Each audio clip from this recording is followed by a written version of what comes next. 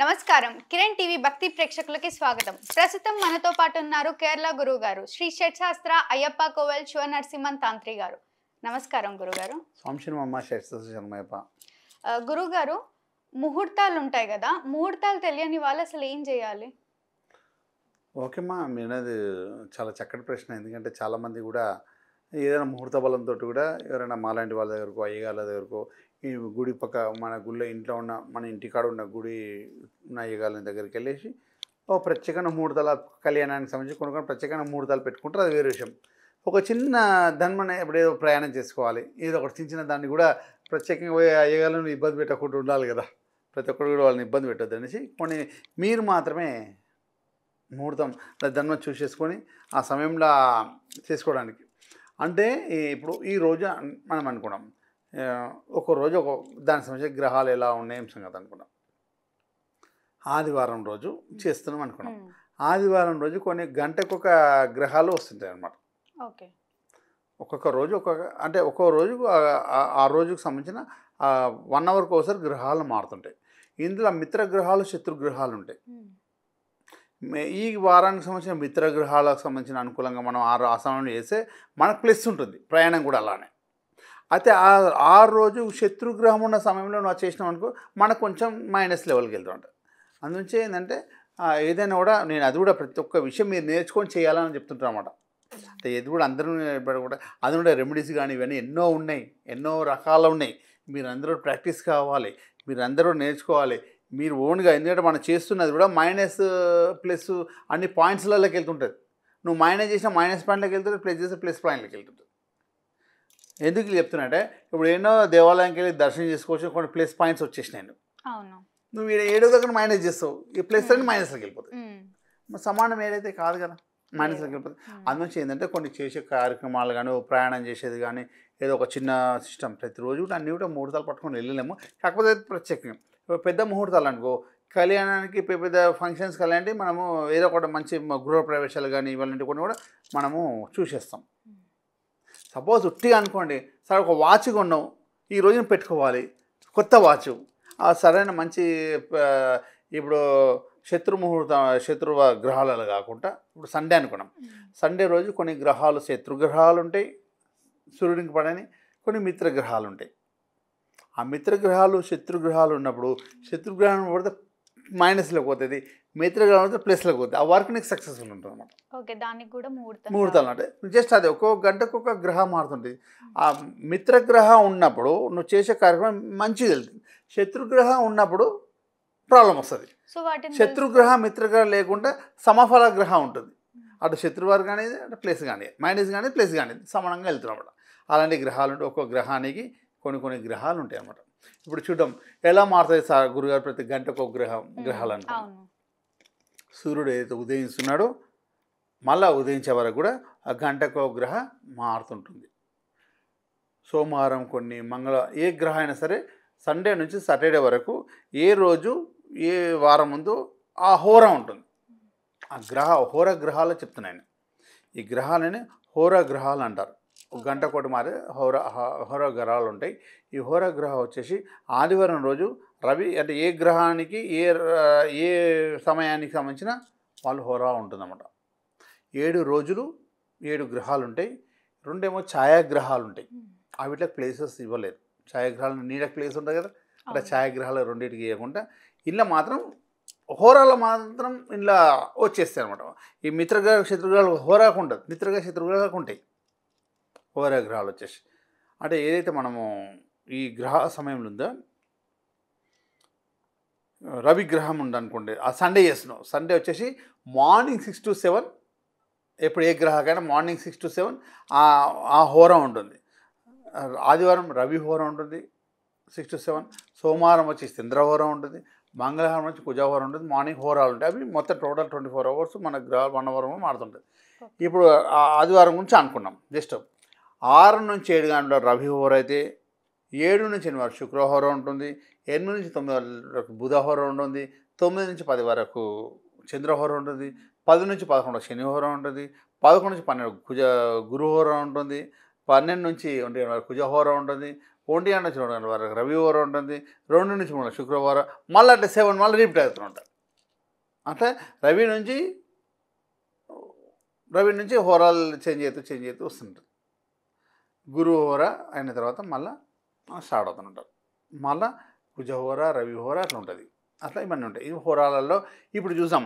ఇప్పుడు ఏ హోరాకి ఏం సంబంధం గురువు అనేసి అంటారు. ఇది మొత్తం మీకు వీడియోలో ఎక్స్ప్లెయిన్ చేయలేను కాబట్టి మీరు ఏం చేస్తారంటే ఇలాంటి ఒక చార్టు నేను మీకు ఆ హోరాలో చూపిస్తాను. ఇప్పుడు చూడండి, ఇప్పుడు రవి గ్రహ హోరా ఉంది, మిత్రగ్రహ చంద్రుడు, కుజలు, గురువులు ఉన్నామట. ఈ మిత్రగ్రహాలలో ఈ ఆదివారం రోజు ఈ 3 గ్రహాలు నీకు ప్లేస్ చేస్తాయి. అదే హోరాలో శని శుక్ర హోరాలో చేయకూడదు. నేను వరకు శని శుక్ర హోరాలో చేస్తే మనకు మైనస్లోకి వెళ్ళిపోతుంది. సరే మైనస్లో అవ్వదు, ప్లస్ ఉండదు అంటే బుధ హోరా ఒకటి. ఇట్లా హోరాలలో ఉంటాయి అన్నమాట.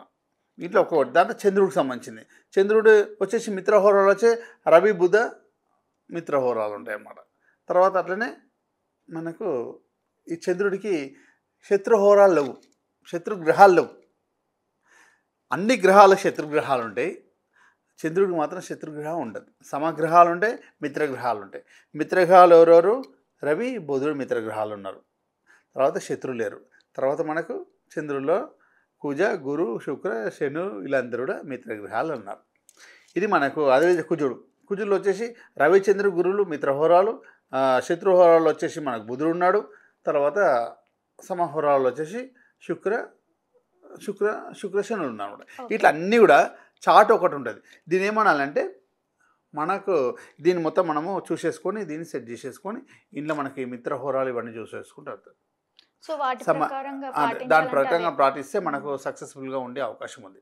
ఈ చార్ట్ ఏమంటే గ్రహమైత్రి అని నీ గూగుల్లో సెర్చ్ చేసిన వచ్చేస్తుంది. మీ పంచాంగాలలో ప్రతి సంవత్సరం తీసుకుంటారు కదా, అందులో గ్రహమైత్రి అని ఉంటుంది.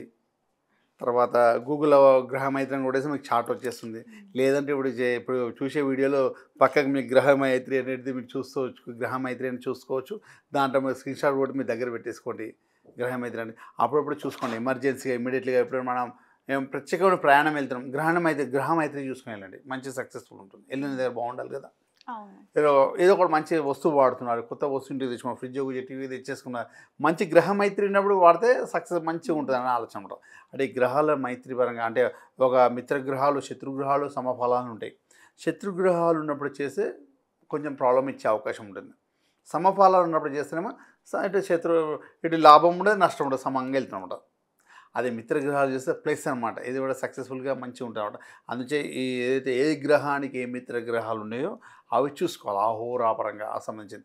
ఇది ఎందుకంటే ఇది చెప్పేది ఏంటంటే ఆ రోజున నక్షత్రం, ఆ రోజున వారము, ఆ రోజున నక్షత్రం అనుకున్నాం. ఇప్పుడు శతాభిష నక్షత్రం ఉంది, ఆ రోజు రాహుకి సంబంధించిన నక్షత్రం ఉంటుంది. ఆ రాహుకు సంబంధించిన నక్షత్రాలలో ఏ గ్రహాలు మనకు ప్లస్ ఉంటాయి అది చూసుకోవాలి. వాళ్ళ కేతువుకి సంబంధించింది అనుకో, అట్లా అశ్విని నక్షత్రం ఉందనుకోరు, అశ్విని నక్షత్రం ఉన్న రోజు కేతుకు సంబంధించింది. ఆ కేతుకు సంబంధించిన గ్రహాలు మిత్రగ్రహాలు ఏవైతే శత్రుగ్రహాలు చూసుకోవాలి. అట్లా నక్షత్రాన్ని బట్టి చూసుకోవాలి, ఇట్లా హోరాన్ని బట్టి చూసుకోవాలి. ఈ సిస్టమ్ మీరు చెక్ చేసుకొని పోయారనుకో హ్యాపీగా ఉంటుంది. మళ్ళీ ఎందుకు గురుగారు ఈ హోరాలలో రాహుకేతులు లేరు కదంటే అందుముంచే కదా మీకు నక్షత్రాల పరంగా చెప్పింది. ఆ విధంగా చూసుకోండి. అదే మనకు రాహుగ్రహం ఉన్నప్పుడు ఇది చూశాను, శుక్ర శనిలు మిత్రగ్రహాలు రాహుకి స్థితి. అదేవిధంగా కేతుకు వచ్చేసే వరకు రవిచంద్ర కుజులు మిత్రగ్రహాలు వస్తుంది. శుక్రుడు రాహుకేమో శుక్రుడు శనులు మిత్రుడైతే ఇది మొత్తం టోటల్గా మన నక్షత్రపరంగా చూసుకో. మన ఫ్రెండ్స్ని కూడా అందరం చూసుకోవచ్చు ఇందులోనే. ఎవరైతే మన ఉన్నారు ఇవన్నీ కూడా మిత్రగ్రహాలు శత్రుగ్రహాలు మొత్తం టోటల్గా వివిధ నక్షత్రాల పరంగా ఉంటే వాళ్ళ గ్రహాలు ఏంటి, ఆ విధంగా మనకున్న శత్రుగ్రహాలు ఎవరు, మన మిత్రగ్రహాలు కూడా మొత్తం ఇలా చెక్ చేసుకోవచ్చు. ఆ నక్షత్రం ఎవరు, ఆ నక్షత్రానికి అధిపతి ఎవరు, ఆ గ్రహం ఏంది మనం చెక్ చేసుకోవచ్చు అన్నమాట.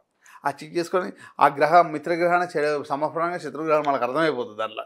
ఇది మొత్తం టోటల్గా మీరు ఆ రోజు చేసే ముహూర్త బలం చూసుకోవచ్చు, మీ మిత్ర బలం చూసుకోవచ్చు, మీ శత్రువుల బలం చూసుకోవచ్చు. మీకు ఎవరైతే మీ ఫ్రెండ్స్గా ఉంచుకోవాలనుకుంటున్నాం వాళ్ళ మిత్ర గ్రహాలు ఉన్నారు, శత్రుగ్రహాలు ఉన్నారు, ఏం గ్రహాలు ఉన్నారో చెక్ చేసుకోవచ్చు.